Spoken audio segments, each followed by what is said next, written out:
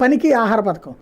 అంటే మీ ఊర్లో మామూలుగా కూలీ 300 ఉందనుకోండి, కూలీ ఏడాది పొడుగునా ఉండదు కదా రైతు కూలీకి. ఒక 50 రోజులు 100 రోజులు పని ఉంటుంది. మిగతా రోజుల్లో ఈ పని నువ్వు చెయ్యి, అది ప్రభుత్వమే డిసైడ్ చేయాలి పని. ఒక కాలువ తవ్వడము, కాలువ ఇది ఉంటాయి కదా పూడికలు తీయడము, లేకపోతే రోడ్ల పక్కన ఉన్నటువంటి ఇది క్లీన్ చేయడము, ఇట్లాంటివి చేసినందుకు గాను వాళ్ళకి గాను కూలీకి బదులుగా బియ్యం ఇస్తారు. కూలీకి బదులుగా బియ్యం ఇస్తారు. పనికి ఆహార పథకం అంటే అదే.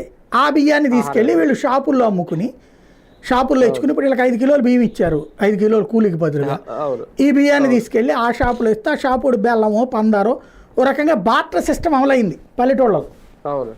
వీళ్ళకేమో 50 రూపాయలు పెట్టి దొరికే బియ్యం 10 రూపాయలకే వచ్చేసింది ఆ వ్యాపారస్తుడికి. ఇట్లా సాగింది. అయితే ఇట్లాగా ఎక్కువ కాలం అయ్యాక ఓ సమస్య వచ్చి పడింది. పని ఏం చాలా అర్థం కావట్లా. ఎందుకు ఎంఆర్ఓకి నువ్వు ఏదో పని చూపెట్టవా అంటే ఏం పని చూపెట్టాలా? చూపెట్టకుండా ఏదో ఒకటి చేశారని రాశారనుకోండి, వాళ్ళ మీద కేసు అవుతుంది.